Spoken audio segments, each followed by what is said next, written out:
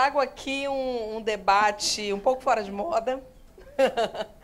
Eu propus, na verdade, fiquei até o último momento aqui conversando com os meus colegas, a gente estava brincando, eu, Felícia e Eliana, minha quase xará, que agora é a hora do parecer do Ministério Público, né? Vamos dar o parecer do Ministério Público, né? Pelo amor de Deus, acatem aqui o parecer do Ministério Público.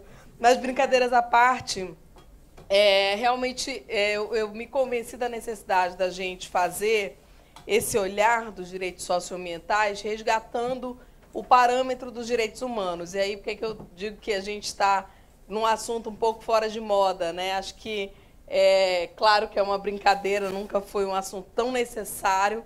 Acho que nós vivemos, nesse momento, realmente a necessidade de lembrar quais são os nossos parâmetros, de reforçar quais são as nossas matrizes, quais são as nossas fontes de aplicação do direito. E para a gente pensar direitos socioambientais, vamos ver se eu vou me entender com isso daqui. Eu já vi isso aqui é meio do maldito.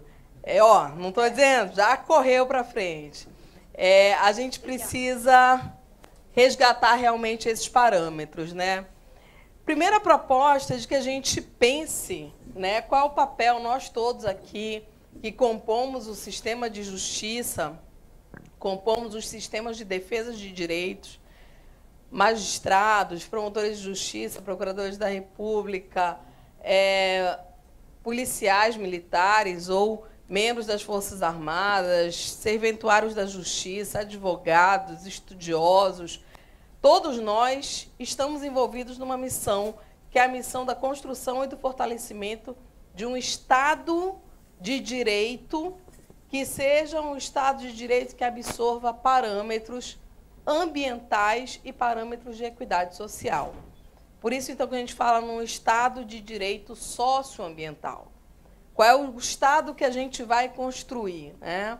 E aí vou pegar aqui a vertente teórica do Canutilho para nos lembrar que ele nos chama a abraçar um Estado de direito ecológico, onde a gente consiga identificar alternativas e opções, sairmos da percepção determinista de que só nos cabe, por exemplo, hoje teve uma belíssima reflexão, né, do Dr. Antônio Nobre, será que a gente só tem essa alternativa de produção de alimentos? Será que é só esse o caminho? Não, a gente precisa ir atrás da identificação de alternativas e opções de desenvolvimento. Para a construção desse Estado, a gente precisa necessariamente de respeito às diversidades sociais, culturais, de gênero, de orientação sexual. As diversidades precisam ser integradas num Estado que assegure todos esses direitos. A imposição de limites, algo mais basilar, aquilo que quem teve sorte, eu acho que a maior parte de nós tivemos, aprendeu quando criança a necessidade de ter limite. Com o crescimento não é diferente.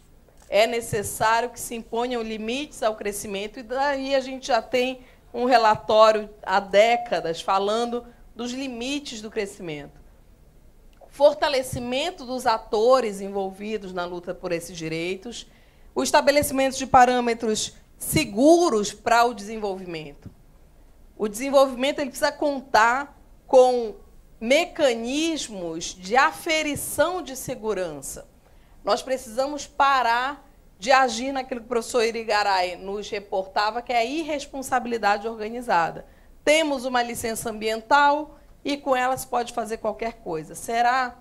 Temos prazos para expedir uma licença ambiental. Não expediu, tem o direito a construir de qualquer forma. Será? Esse é o caminho da irresponsabilidade organizada.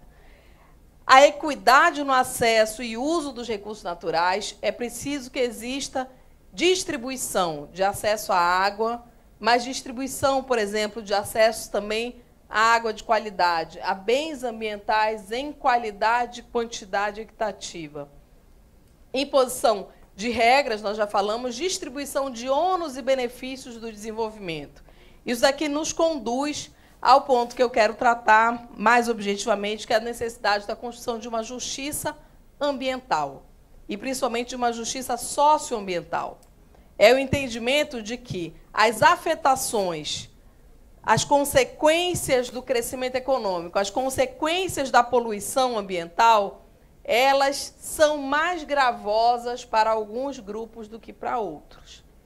Para um povo indígena, a perda da qualidade de um rio, como, por exemplo, aconteceu com o Xicrim, lá no sul do Pará, ela é a sua própria morte. É a sua condenação a uma perda brutal de qualidade de vida. Para esses grupos, a perda da qualidade ambiental, os impactos ambientais, eles são infinitamente mais severos do que para outros. Considerar essa desigualdade faz parte de um olhar de justiça ambiental e de justiça socioambiental. E, portanto, a criação de um espaço socioambiental que propicia a proteção da vida em todas as suas formas, com qualidade e bem-estar. Com isso, a gente constrói um Estado de direito socioambiental, que nos dê um Estado em si forte, voltado a essa finalidade, que busque a justiça socioambiental dessas relações e que, claro, assegure a efetividade dos direitos humanos. Então, direitos humanos aqui, eles não estão antagônicos, eles jamais foram antagônicos a assegurar a proteção dos direitos ambientais. Esse é o olhar que nós precisamos desenvolver e ainda há tempo de desenvolvê-lo. Nós ainda estamos com essa bola aí rolando no campo e que nós precisamos realmente entrar e fazer parte desse jogo. E aí, fazendo já um adendo, né, essa persistência dessas duas figuras aqui, que são dois bastiões do direito ambiental brasileiro, o doutor Eládio e o doutor Prudente, a persistência no direito ambiental, na ampliação, no fortalecimento do direito ambiental, é mais necessária do que nunca. Em momentos onde a gente precisa estar alertas, né, e fazendo diariamente a defesa da democracia, com países de democracia recente, como é o caso do Brasil, nos leva a precisar fortalecer o sistema judiciário. É um peso muito grande. O ideal é que a gente tivesse todos os setores fortalecidos, mas quando os setores estão desigualmente participando dos processos de parcela de poder, é no judiciário que nós vamos encontrar aquela velha máxima, né, dita lá na Alemanha há alguns anos: ainda há juízes em Berlim, quando nenhum outro caminho nos pareça suficiente. Então, reportando para a construção desse Estado de direito socioambiental, o sistema de justiça, e aqui com toda a deferência ao Poder Judiciário, são, sem dúvida alguma, o bastião fundamental, porque tudo está interligado. O direito à vida, o direito à saúde, o direito ao meio ambiente e a dignidade do ser humano. Vamos ver aqui se eu já me desentendi com esse negócio. Tem alguém que possa passar? Passa aí para mim, por favor. Bom, a gente tem aquele outro quadro que eu não vou tentar voltar, ele fala do quadro de injustiça ambiental no Brasil. Vou resumir qual é o dado mais importante dele. O que é que ele nos diz? 68% dos conflitos socioambientais no Brasil atingem populações, povos indígenas e populações tradicionais. São as comunidades tradicionais no Brasil as que mais sofrem os impactos dessa desigualdade, dessa injustiça ambiental. Temos aqui quilombolas, povos indígenas, pescadores artesanais, ribeirinhos, e por um dado da Fundação Oswaldo Cruz, que nos demonstra que a maior parte desses impactos envolvem disputas por territórios, principalmente perante setores econômicos como agronegócio, mineração e infraestrutura. Essa é uma pesquisa que a Fundação Oswaldo Cruz desenvolveu em 2010 e ainda é completamente atual. Resumo é que povos e comunidades tradicionais são as principais vítimas hoje no Brasil dos impactos da justiça ou dos efeitos da injustiça ambiental. Aqui, essa fotografia, eu já utilizei ela bastante em algumas apresentações, mas que a gente pode ser levado a imaginar que seria o belíssimo Encontro das Águas, aqui na frente de Manaus. Infelizmente, é um vazamento de uma empresa, de uma mineradora em Barcarena, há alguns anos já, a empresa Imerys, eu vou falar o nome da empresa porque é público, aonde existiu uma contaminação, né, uma ruptura de efluentes que gerou essa situação e onde as pessoas mais afetadas foram justamente as comunidades ribeirinhas, que dependem diretamente deste rio. Como muitos dizem, o rio é o nosso supermercado, a floresta é o nosso supermercado. Ele é condição vital para a sobrevivência. Povos e comunidades tradicionais existem no mundo todo.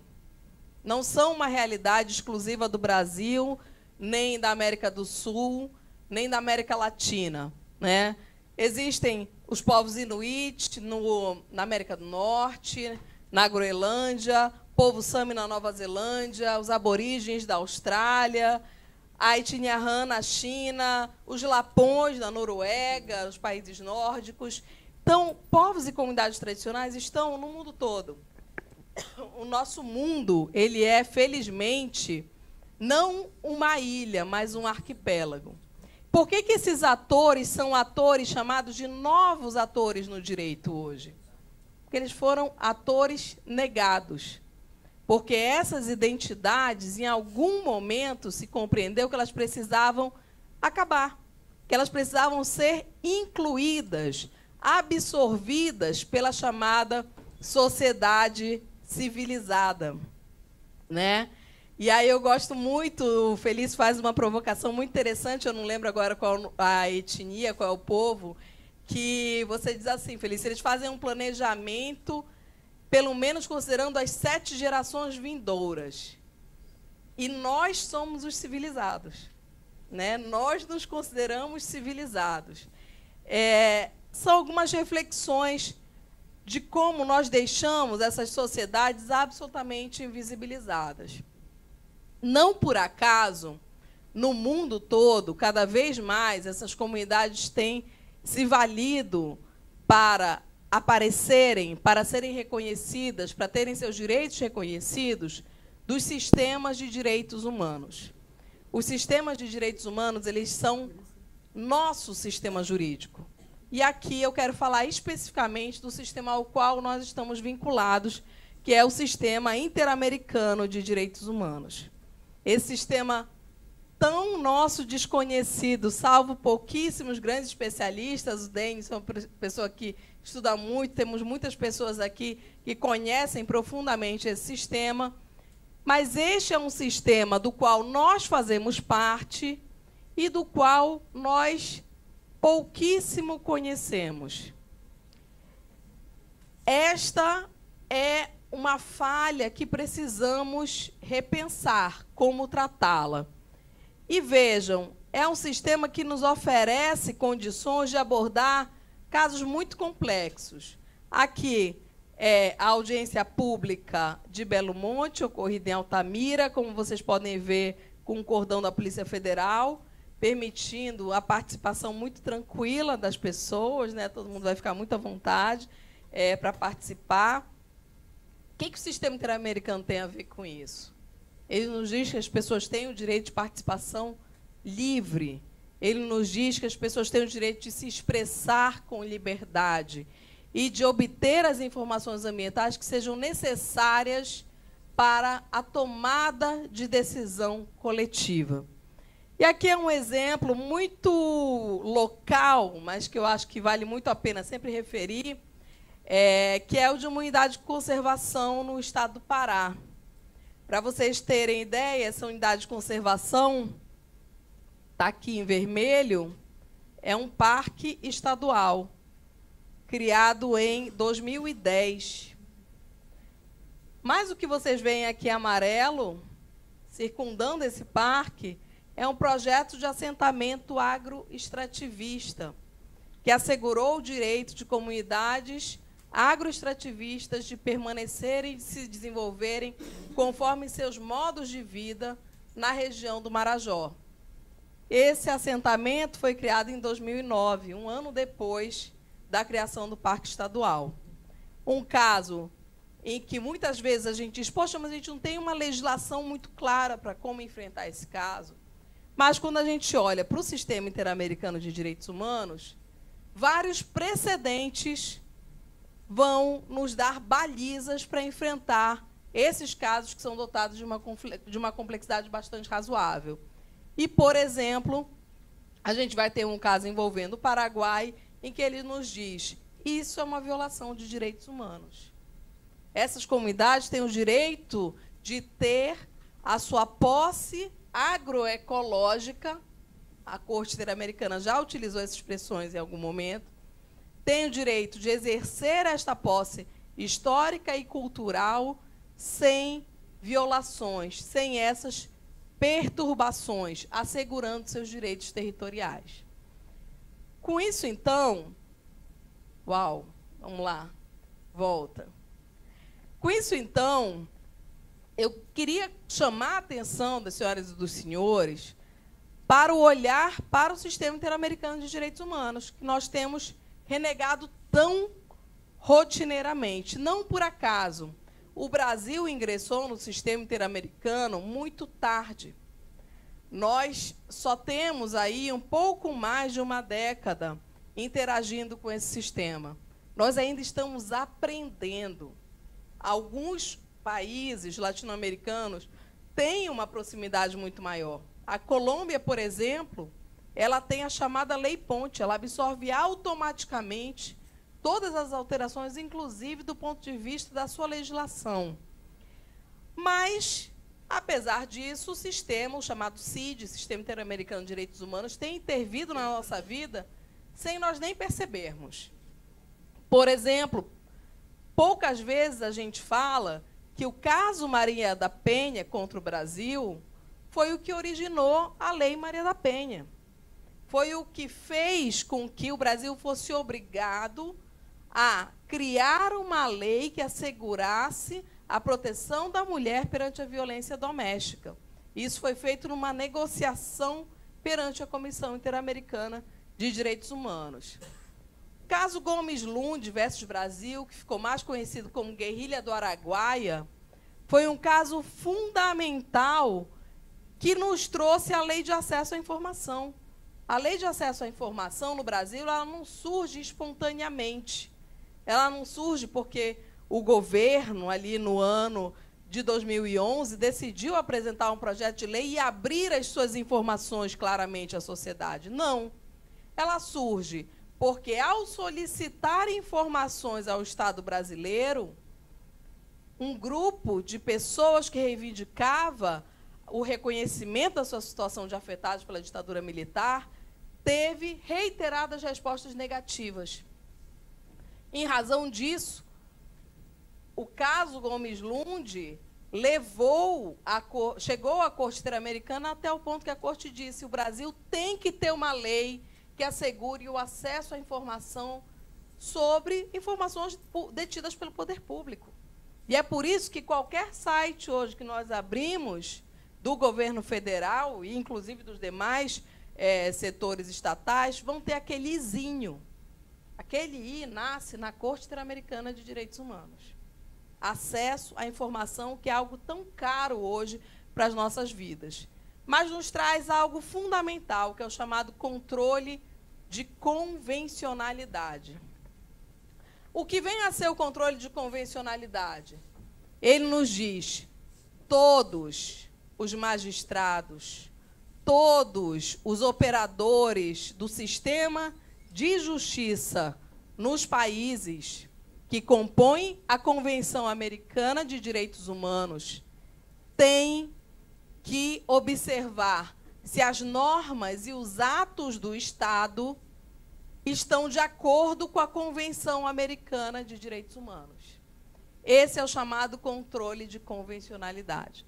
Ele não é mais olhar a convenção, fazer referência ao sistema da convenção, ao sistema interamericano não é mais mera demonstração de cultura jurídica. Ele é uma obrigação. Esse caso nos diz: todos os operadores do sistema de justiça têm que fazer o controle dos atos e das normas, aferindo se eles estão conforme a Convenção Americana e a jurisprudência da Corte Interamericana. Significa dizer que, mesmo que eu tenha uma sentença contra o Paraguai, uma sentença contra o Suriname, esta sentença compõe o arcabouço jurisprudencial ao qual nós estamos vinculados a dar uma interpretação de acordo, uma interpretação convencional. Todos os operadores e todos aqueles que compõem os sistemas de justiça, inclusive os administradores públicos. Também é uma decorrência do sistema interamericano as audiências de custódia. A obrigação de que o país dê tratamento adequado às pessoas que têm a sua liberdade cerceada por um instrumento jurídico e que ele passe o mais rápido possível pelo crivo judicial. E, mais recentemente, o Brasil foi condenado num caso Favela Nova Brasília versus Brasil, que é um caso de violência ocorrida numa favela no Rio de Janeiro, em que o Brasil foi obrigado, e nós estamos por cumprir esta obrigação, a elaborar um protocolo nacional para devida diligência nas investigações de graves violações de direitos humanos.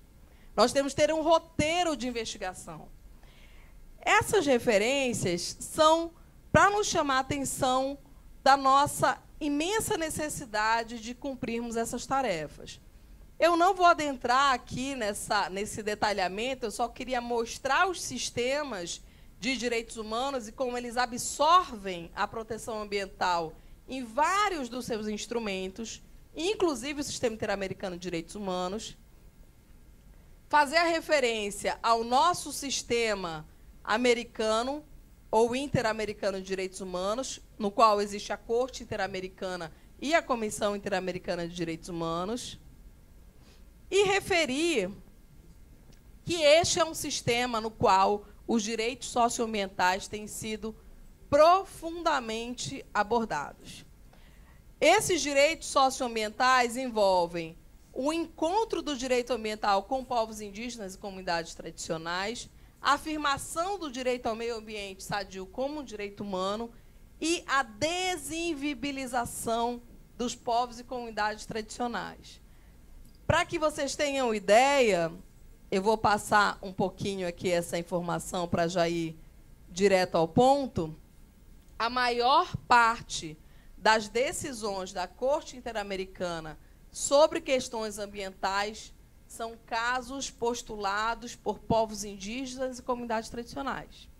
E nós achamos que nós somos os grandes defensores do meio ambiente. Apenas 4 casos que versam sobre questões ambientais não foram propostos por organizações indígenas e de comunidades tradicionais. Todos os demais foram casos em que a comunidade levou a demanda de proteção ambiental, ainda que ela não fosse o pedido principal, mas ela estava subjacente, como o caso Norim, do Chile, em que os Mapuche reivindicavam que não lhes fosse aplicada a lei antiterrorismo, simplesmente porque eles tinham ido reivindicar na estrada o direito a que uma hidrelétrica, a hidrelétrica de Biu-Biu, não fosse construída, ofendendo os seus territórios. Bem, esse mapa de conflitos socioambientais mostra vários grupos que sofrem, né, com os conflitos que nós já falamos. Eu vou passar adiante para eu conseguir chegar onde eu quero. Nesse contexto, o que a Corte Interamericana nos trouxe? A Convenção 169 da OIT, que versa sobre direitos de povos indígenas e tribais, ela é um acordo de direitos humanos. A Corte já decidiu isso em vários casos. E ela diz mais, essa convenção ela é argumento interpretativo da Convenção Americana de Direitos Humanos. Então, não nos cabe mais, no nosso sistema jurídico, pretender afastar a aplicação da Convenção Americana de Direitos Humanos, a Convenção 169 da OIT. Ela é uma convenção de observância obrigatória, cogente, que versa sobre o direito de autodeterminação dos povos, o direito de que esses povos tenham o seu projeto de vida respeitado. Existe um projeto de vida próprio, autodeterminado desses povos. Por que que a hidrelétrica é o projeto que é melhor?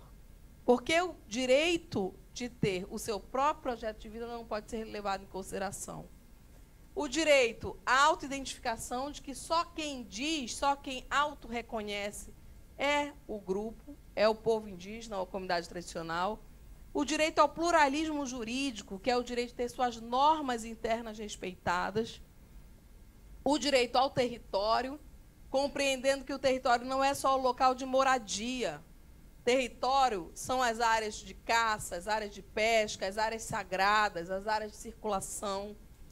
E um dos direitos que tem sido mais relevantes hoje nas questões socioambientais, o direito ao consentimento, à consulta prévia e ao consentimento prévio, livre e informado, prévio, livre e esclarecido. Esse direito se aplica tanto a populações indígenas quanto às chamadas comunidades tradicionais. Por quê? Porque no Brasil nós temos uma equivalência que integra a Convenção 169 da OIT ao Decreto 6040 de 2007. O que é denominado de povo tribal na Convenção 169, no nosso regime jurídico, é absorvido como comunidades tradicionais. Para isso, basta comparar os ditames das duas normativas e a gente vai ver que, na essência, elas são equivalentes. São três os elementos principais: diversidade cultural, pluralismo jurídico e cultural e o direito de autoidentificação que é presente nos dois instrumentos. Mais um dado muito importante. Essa percepção da Convenção 169 vai trazer um feixe de direitos, aí para falar uma expressão antiga, mas super atual nesse momento, que é aplicável tanto aos grupos de povos indígenas quanto comunidades tradicionais, ribeirinhos, extrativistas, quebradeiras e por aí vai. Aqui é só uma referência, né, de como tem sido importante a atuação das comunidades e dos povos tradicionais na Corte Interamericana de Direitos Humanos, ao ponto delas implicarem uma verdadeira reinvenção dos direitos humanos. Vejam, o que era considerado direito de propriedade na Convenção Americana de Direitos Humanos, estava no artigo 21, que era simplesmente o direito de eu ter uma casa, um apartamento ou qualquer coisa assim, vai ser reinterpretado a partir da litigância desses grupos na Corte Interamericana. E vai dizer o seguinte: não, aquele conceito do artigo 21 da Convenção Americana, ele é também sobre bens incorpóreos, sobre bens imateriais, sobre os aspectos culturais que envolvem aquele território. Essa é a referência da Corte, né? Ela terminou sendo hoje um grande local de afirmação de direitos socioambientais, que nós não podemos deixar de lado. Ela tem reconhecido reiteradamente o direito de autorreconhecimento, a estreita relação entre território, natureza e cultura. Ela não separa esses três elementos. Ela reconhece os deslocados internos como um problema de direitos humanos. Aquelas pessoas que são retiradas para a construção de uma hidrelétrica, são retiradas dos seus territórios para a construção de estradas, ou pela violência física, são consideradas como deslocados internos pela Corte. E ela faz uma releitura muito importante do artigo 21, atribuindo a proteção dos territórios tradicionais à proteção prevista no artigo 21 da Convenção. Aqui é uma visão panorâmica das decisões da Corte. Não vou cansá-los com todas elas, vou apenas fazer algumas referências já para a gente ir concluindo, aqui pela minha contagem já está dando bem o meu tempo, bem dando no limite. A Corte, pelo menos desde 2001, tem se dedicado a fazer uma avaliação sistemática de direitos socioambientais, onde eu gostaria de ressaltar que, nesse caso, Maiana Sumo contra a Nicarágua, como o primeiro caso em que a Corte reconheceu que conceder, atribuir a concessão florestal, permitir que uma empresa madeireira retirasse madeira de um território indígena sem ouvir essa comunidade, ignorando a importância desse recurso florestal para a comunidade, e ainda com a intervenção de terceiros no seu território, era uma grave violação de direitos humanos. E aqui ela faz uma vinculação socioambiental. Ela diz: território, cultura e natureza são um bem único, compõem um único bem jurídico, objeto de proteção. Aqui, no caso Moivana versus Suriname, existe um reconhecimento da importância cultural e ambiental. E só uma nota de rodapé, tem um voto em apartado do então juiz Cansado Trindade, belíssimo nesse caso, em que ele vai nos falar do dano espiritual. Ele diz o seguinte: para algumas comunidades, a violação de determinados direitos importa muito mais do que um dano moral. É um dano à sua espiritualidade. É um dano que transcende os aspectos que muitas vezes a sociedade global vai compreender sobre aquele dano. E aqui, então, ele faz uma belíssima referência sobre o dano espiritual causado por influências de ordem de impacto cultural e ambiental. Esse caso Iaquiaxia contra o Paraguai é reconhecido que a retirada da relação com a natureza, com o território, gera vulnerabilidade alimentar, médica, sanitária para a comunidade e traz uma violação ao seu direito de sobrevivência, o que é repetido num outro caso. Aqui, já caminhando para o final, o caso Claude Reis contra o Chile vai nos trazer o direito de acesso à informação ambiental. E ele diz o seguinte: obter informação, o direito de obter informação é uma das vertentes do direito de liberdade de expressão, previsto na Convenção Americana de Direitos Humanos. E a informação ambiental é relevante, sim. Aqui, no caso, eles pediam acesso à informação a um projeto de exploração florestal, informação sobre recursos financeiros aplicados, quem era o financiador, que nos remete à responsabilidade do financiador, também como um dos elementos que a gente trata hoje no direito ambiental. Nesse caso, prometo que eu já vou encerrar nele e mais em outro, a gente tem o caso Saramacá versus Suriname de 2017, que é o primeiro caso que consolida a estrutura do direito à consulta prévia. Um direito que tem sido hoje tão guerreado e, felizmente, afirmado. Eu acabei de receber informação de que a Justiça Federal do Pará novamente deu uma nova decisão assegurando o direito à consulta prévia de povos e comunidades tradicionais. É um direito muito simples. É o direito de perguntar como é que você vê esse projeto que vai impactar a sua vida e talvez retirar a sua possibilidade de continuar vivendo nesse local. Diz um estudante lá da Faculdade de Direito, já que concluiu sua pós-graduação, é o mais intuitivo dos direitos. O direito de ser perguntado, de ser ouvido. Aqui, nesse caso, Saramacá versus Suriname, tem um elemento muito importante também. A Corte diz que são protegidas pela Convenção 169 da OIT todas as comunidades tradicionais, não só as indígenas. E que todos os precedentes aplicáveis aos povos indígenas são também aplicáveis às demais comunidades tradicionais. Com isso, ela traz uma unificação de jurisprudência. O caso Cavas Fernandes, o caso Chacmoc Casei, é o caso que eu referi de sobreposição de territórios tradicionais a uma área de proteção, uma unidade, um paralelo a uma unidade de conservação, seria similar à RPPN no Brasil. E o caso Quixoa de Sarayaco versus Equador é o caso que consolida, se a gente começa aqui com direito à consulta prévia, no Saramacá versus Suriname, aqui nós consolidamos o direito à consulta prévia.